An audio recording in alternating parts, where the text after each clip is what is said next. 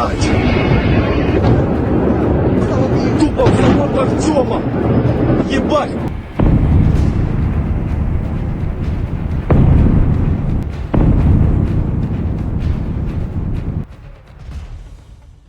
પૂર્વીય યુરોપમાં વર્ષ 2022થી ચાલી રહેલા રશિયા યુક્રેન યુદ્ધ બંધ થવાની કોઈ જ સંભાવના નથી દેખાઈ રહી.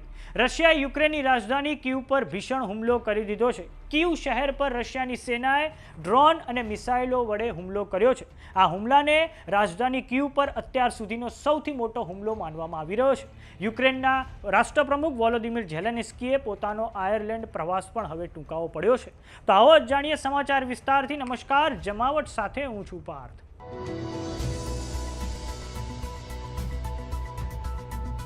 રશિયા યુક્રેન વચ્ચે ચાલી રહેલા યુદ્ધે હવે વધુ ભયાનક સ્વરૂપ ધારણ કરી લીધું છે. ગુરુવારે વહેલી સવારે રશિયાએ યુક્રેનની રાજધાની કીવ પર અત્યાર સુધીનો સૌથી ભીષણ હુમલો કર્યો છે. આ ભીષણ હવાઈ હુમલા બાદ સમગ્ર કીવ શહેરમાં સાયરન વાગવા લાગ્યા હતા અને હજારો નાગરિકોએ જીવ બચાવવા માટે મેટ્રો સ્ટેશન અને ભૂગર્ભ બંકરોમાં શરણ લેવી પડી છે. આ હુમલાની તીવ્રતા જોઈને પાડોશી નાટો દેશ પોલેન્ડે પણ પોતાની સેનાને હાઈ એલર્ટ પર મૂકી દીધી છે. રાજધાની કીવ પર જે ભીષણ હુમલો કરવામાં આવ્યો તેમાં 10 લોકોએ અત્યાર સુધીમાં જીવ ગુમાવ્યા છે અને ઘણા યુક્રેનિયન નાગરિકો ઘાયલ થયા છે.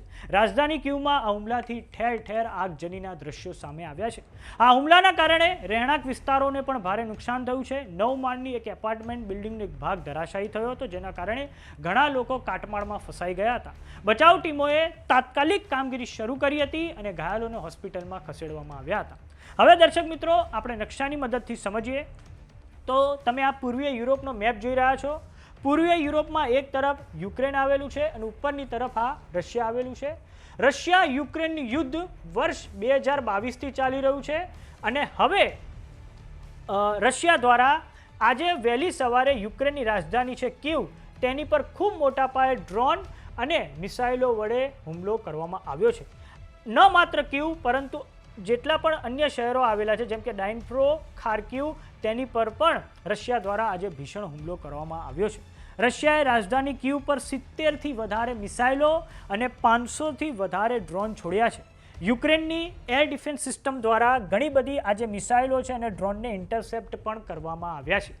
આ પછી દર્શક મિત્રો આપણે વાત કરીએ પડોશી દેશ પોલેન્ડની.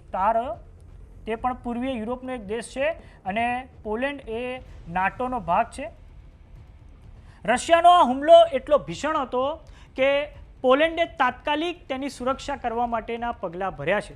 પોલેન્ડની સેનાએ F-16 ફાઇટર જેટને ઉડાન ભરવાનો આદેશ પણ આપ્યો હતો અને હવાઈ સંરક્ષણ મિસાઇલ સિસ્ટમ અને રડાર યુનિટને પણ હાઈ એલર્ટ પર તૈનાત કરી દીધા હતા.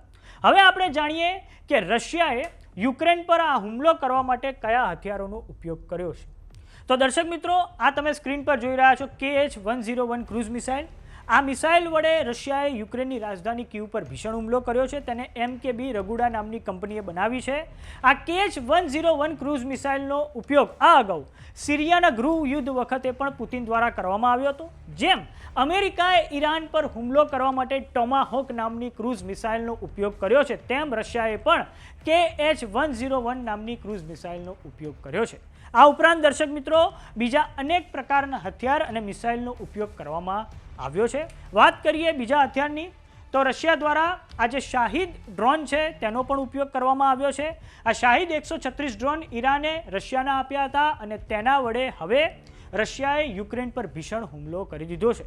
યુક્રેને આ આખું અઠવાડિયું રશિયાની રિફાઇનરીને નિશાન બનાવી હતી અને હવે રશિયાએ લોંગ રેન્જની આ 2500 કિલોમીટરની ક્રૂઝ મિસાઇલનો ઉપયોગ કરીને કીવમાં ભારે તબાહી મચાવી દીધી છે.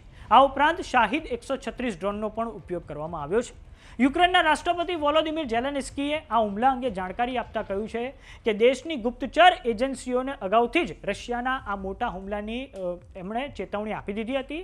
આ ગંભીર પરિસ્થિતિને ધ્યાનમાં રાખીને તેમણે હવે પોતાનો આયર્લેન્ડનો પ્રવાસ અધવચ્ચે જ ટૂંકાવી દીધો છે અને તાત્કાલિક યુક્રેન પરત ફરવાનો નિર્ણય લેવામાં આવ્યો છે. વાત કરીએ હવે દર્શક મિત્રો રશિયા યુક્રેન યુદ્ધની, તો હાલમાં તો જે થોડાક સમય અગાઉ જે G7ની મીટિંગ ભરાઈ હતી તેમાં આ રશિયા યુક્રેન યુદ્ધને લઈને ચર્ચા હાથ ધરાઈ હતી.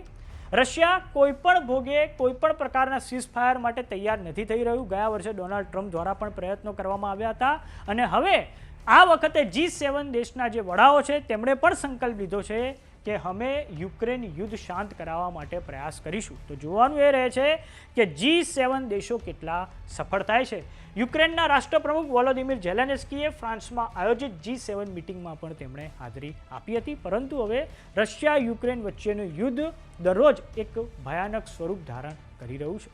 તો સમાચારોમાં અત્યારે બસ આટલું. જોતા રહો જમાવટ. જો તમે અમને YouTube પર જોઈ રહ્યા તો સબસ્ક્રાઇબ કરો. જો તમે અમને Facebook પર જોઈ રહ્યા તો ફોલો કરો. WhatsApp ચેનલને જોઈન કરવાનું ન ભૂલતા. નમસ્કાર.